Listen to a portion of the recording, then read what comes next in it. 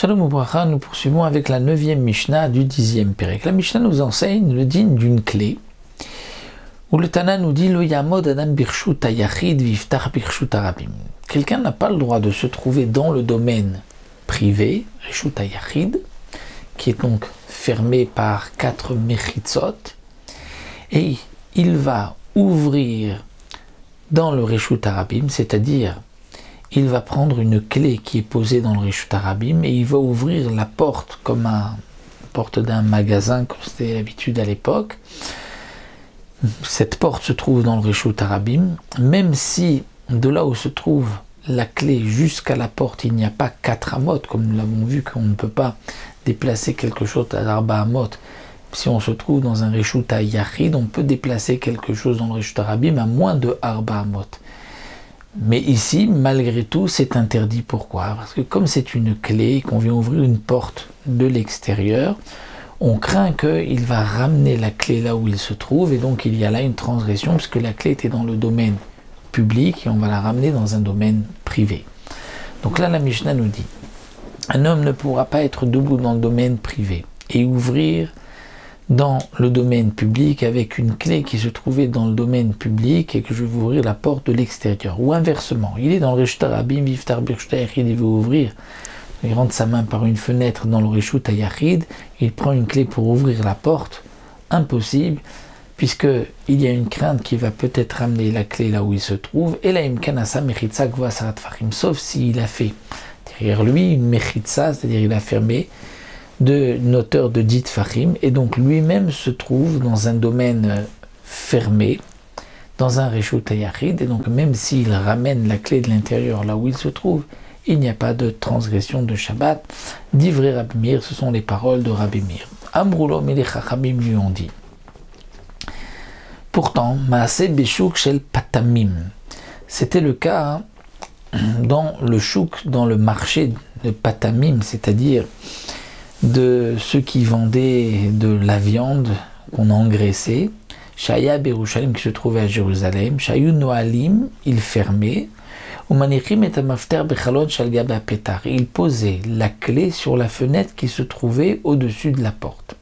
Alors, le Barthénoura nous explique qu'en vérité, on ne comprend pas vraiment qu'est-ce que les Chachamim viennent répondre maintenant à Rabbi Meir, donc il faut dire que les Rabbanan ont compris des paroles de Rabbi Meir, de la même manière que Rabbi Meir avait dit qu'on ne peut pas être dans le reshut hayachid et ouvrir du reshut harabim, on ne pourra pas non plus être debout dans une carmélite, donc un domaine qui est interdit midei rabbanan, et ouvrir une porte du reshut hayachid, prendre la clé dans le reshut hayachid et ouvrir, ou du reshut hayachid et ouvrir dans la carmélite.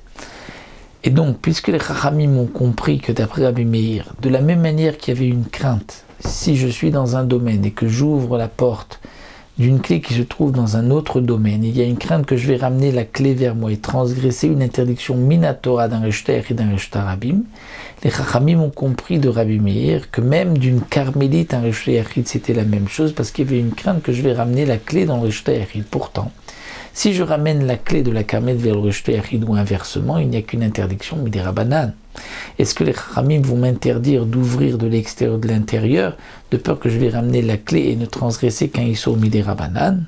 C'est un peu comme 2 interdictions des rabbanan. C'est pour cela que les Chachamim sont venus poser la question. C'est que ce chouk, ce marché où on vendait des bêtes à Jérusalem, c'était carmélite. Pourquoi?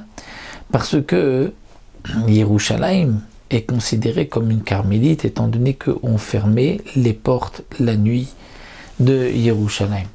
Donc la fenêtre où on posait la clé au-dessus de la porte était considérée comme un reshut hayachid. Donc ils étaient debout dans une carmélite, ils ouvraient dans le reshut hayachid et ils remettaient la clé. Donc voici que on permet d'une carmélite de prendre la clé qui est dans le reshut hayachid pour ouvrir une porte, et on ne craint pas qu'il va laisser la clé dans la carmélite. C'est ce que les Chachamim sont venus dire à Rabbi Meir. Et donc pour montrer à Rabbi Meir que ce qu'il disait n'était pas juste, puisque les Chachamim avaient permis une telle chose. Rabbi Yossé Omer, Shuk Shel Tsamari Maya. Rabbi Yossé vient juste faire une petite précision et vient dire qu'il ne s'agissait pas d'un marché où on vendait de la viande, mais un marché où on vendait de la laine.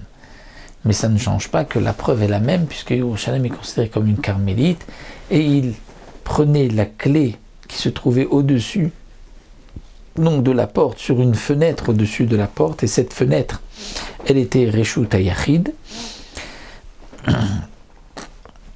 Et donc, malgré tout, puisqu'ils étaient dans le domaine carmélite, et qu'ils prenaient la clé du Reshut HaYachid, donc on voit qu'il n'y avait pas de crainte qu'on va ramener la clé là où on se trouve. Donc ça, c'était la question sur Rabbi Meir. Et le Barthénoura nous dit que la halakha n'est pas comme Rabbi Meir, ni concernant le Reshut HaRabim, ni concernant la carmélite. Donc on pourra prendre la clé qui se trouve dans un autre domaine et ouvrir de l'intérieur ou de l'extérieur une porte, puisqu'on ne craint pas qu'on va ramener la clé dans le domaine où on se trouve.